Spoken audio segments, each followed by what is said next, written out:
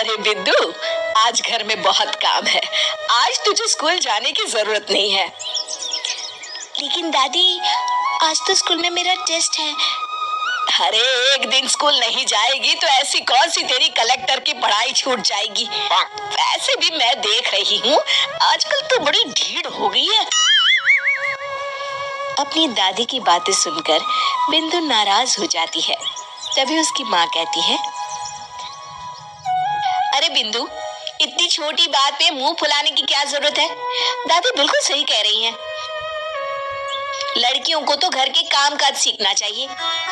अरे बहू, रमेश के लाड़ प्यार ने इसे बिगाड़ रखा है। कम से कम तू तो मेरी बात समझती है। अच्छा, मेरी पूजा का समय हो गया है, मैं पूजा करने जा रही हूँ। इतना कहकर रमेश की माँ वहाँ से चली जाती है।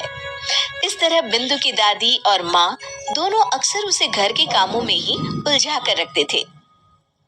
कुछ दिनों के बाद राजू और बिंदु के 10वीं के रिजल्ट्स आते हैं। दोनों बच्चे दादी को अपना अपना रिपोर्ट कार्ड दिखाते हैं। शाबाश मेरे लाल, तू तो बड़े अच्छे नंबरों से पास हुआ है। तभी बिंदु कहती है, दादी, मैं भी अच्छे नंबरों से पास हुई हूँ।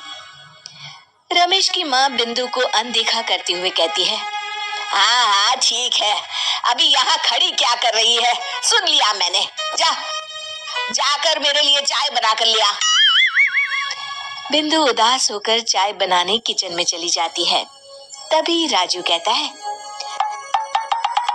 दादी, मैं क्रिकेट के कोचिंग सेंटर में एडमिशन लेना चाहता हूँ। अरे वाह राजू बेटा, ये तो तूने बड़ी अच्छी बात कही। तू कल ही अपना एडमिशन करा ले, जितनी भी फीस होगी मैं दे दूंगी। अरे एक दिन मेरा पोता विराट कोहली बनेगा। इस तरह अक्सर रमेश की माँ अपनी पोती बिंदु के साथ दुर्व्यवहार करती थी। कुछ दिनों के बाद रमेश की माँ और उसकी पत्नी दोनों सास बहू मिलकर राजू का एडमिशन अच्छे स्कूल में करवा देते हैं, लेकिन बिंदु का एडमिशन नहीं करवाते। इस बात से नाराज होकर बिंदु अपनी दादी से कहती है, लेकिन दादी, मुझे भी आगे की पढ़ाई करनी है। अरे क्या करेगी आगे की पढ़ाई लिखाई करके, हैं? आज से ये पढ़ाई का भूत अपने दिमाग से उतार दे। इतना कहकर रमेश की माँ वहाँ से चली जाती है। उस दिन के बाद से बिंदु की पढ़ाई हमेशा के लिए छूट जाती है और उसकी दादी उससे घर के सारे काम करवाना शुरू कर देती है। इस तरह उसका सारा दिन घर के कामों में ही बीत जाता था।